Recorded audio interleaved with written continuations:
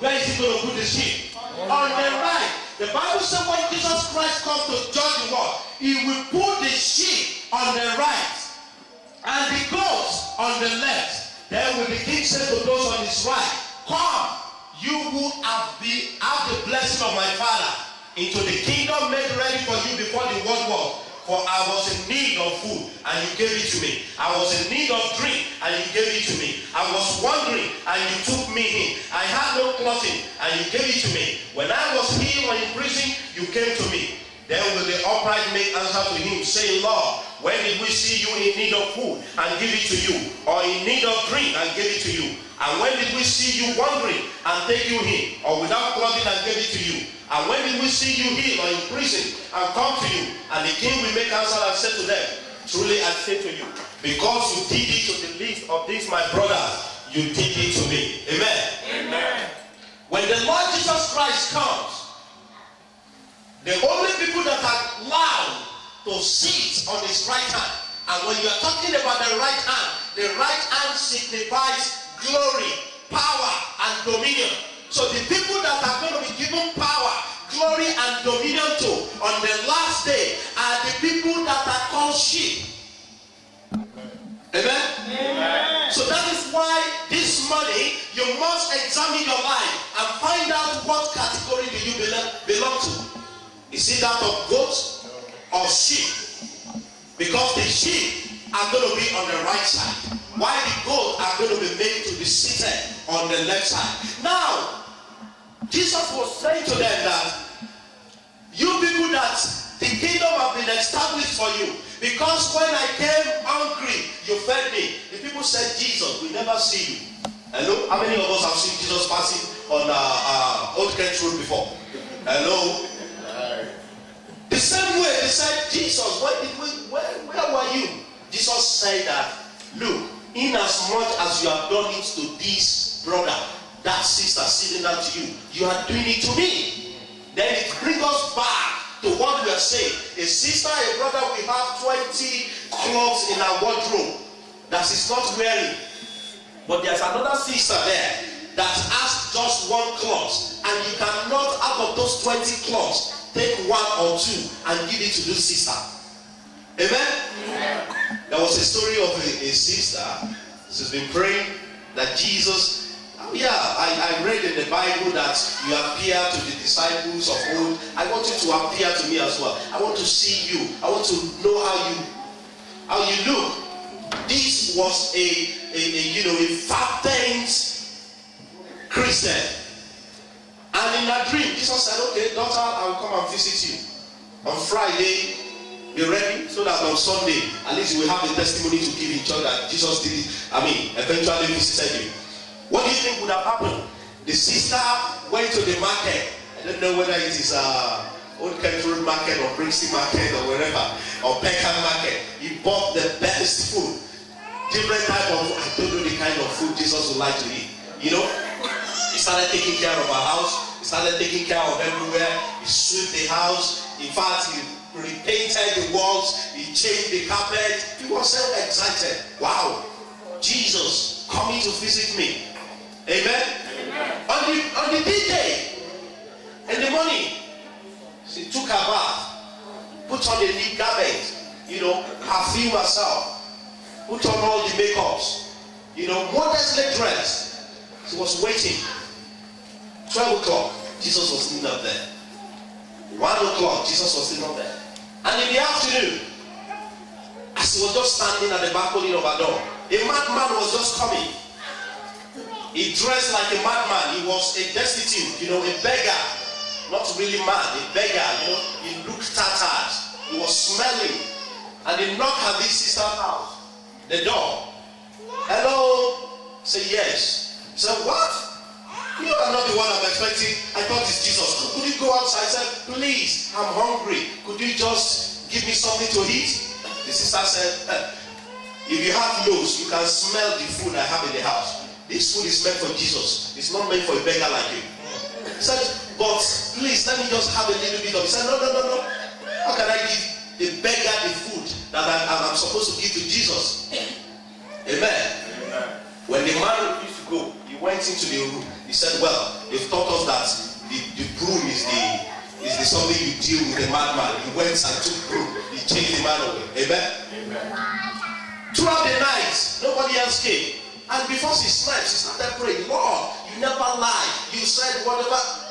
She quoted scripture and she fell asleep. And Jesus appeared to her. Amen. He said, Lord Jesus, oh yeah, I was expecting you. You said you come. I said, yes, I did come. He said, when? I didn't leave my house. I was home throughout. The food I cooked. He said, but I came. She was trying to remember, but I didn't see anybody. He said, oh, are you sure nobody came into your door? He said, God, it was a madman. He said, yeah, that was me. Amen. Amen? Amen. He said, that was me. So sometimes you do not see Jesus the way you expected. You see Jesus in that person sitting down before you. Amen? Amen? As much as you look at your brother, as much as you look at your sister, who are you looking at? You are seeing Jesus there. Amen? Amen? And that is the God of the sheep. They see Jesus in every person they go to. But the goats, when you ask them, you say, look, it is your eyes that see this thing. But your mouth will not touch it. Amen? Amen. Let's change that attitude. Amen. Amen. Some Christians, they are not even sheep. They are not goats. Who are they? They are monkeys. Amen. What does monkey do? They jump from one tree to another. So these Christians, when they come to the Redeemed Assembly today, they say, oh, I don't like the way that pastor look. In fact, that their usher is too strict. They jump to another church. Amen? Amen. Or they say, oh no, this pastor is not jumping. You know, some people, when they go to church, they want the pastor to be doing gymnastics instead of preaching. Oh, this pastor is not jumping.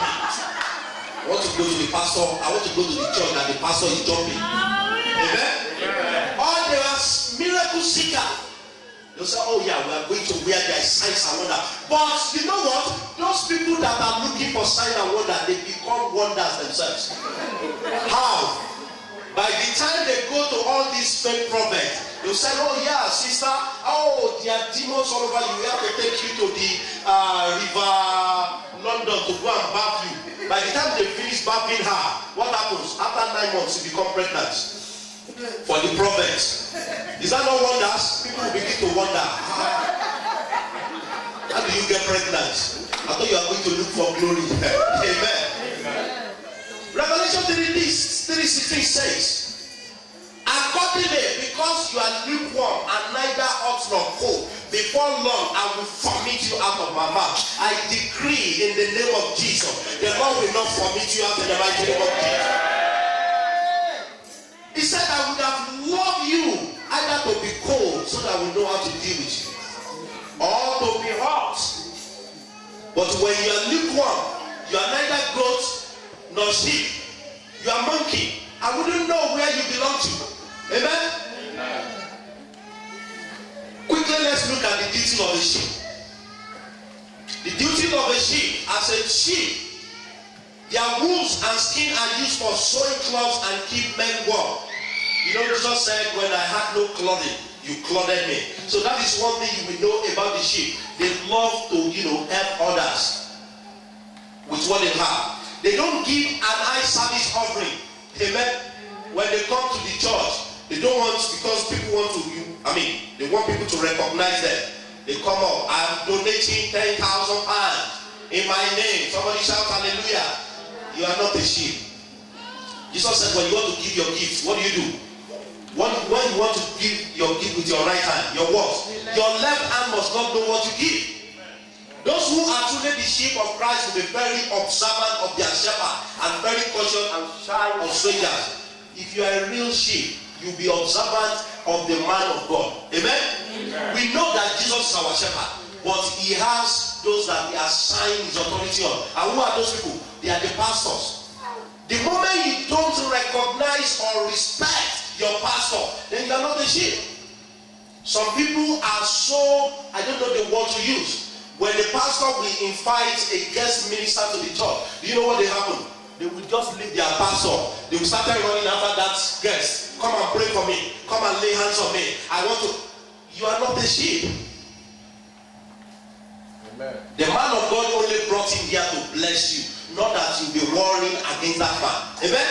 Amen. You only recognize the voice of your master, not of the strangers. They follow their shepherd, for they know his voice, and having both a discerning ear and an obedient heart, they flee from a stranger and dread following him, because they know not his voice. The shepherd now. Jesus said, I came that they may have life and have it abundantly. A shepherd is someone whose job is to take care of the sheep. But surprisingly, some have turned this round as the sheep are now taking care of the shepherd. Some churches, instead of the shepherd, the pastor taking care of the flocks. What happened? It is the flocks, the sheep now that are taking care of the pastor. Amen. Amen. What do I mean in this is that it is the duty of the shepherd to take care of the flocks, not milking them dry. Amen. A leader that leads people or the flocks to where there is safety and greener pastures. The Lord is my shepherd, I shall not want. He maketh me to lie down in green pastures. It is the duty of the shepherd to lead the children of God to where there is green pasture, to where there is prosperity. Amen. One will give his time and life for the sheep. If you come here Monday, Tuesday, Wednesday, Thursday, Friday, Saturday, even to Sunday, you will see the pastor in this church. Why? It is for the flock. It is for your sake. In the night, you will not sleep. You will be praying, interceding on your behalf while you are busy snoring. Amen? Amen. That was the story of a man.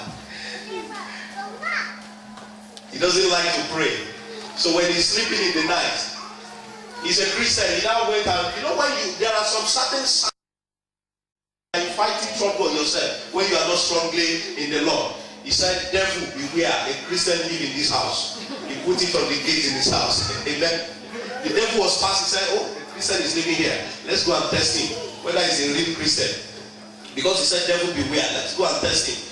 When the devil got inside, by the time other people were praying, he was there sleeping, snoring. Amen. You know what the devil did?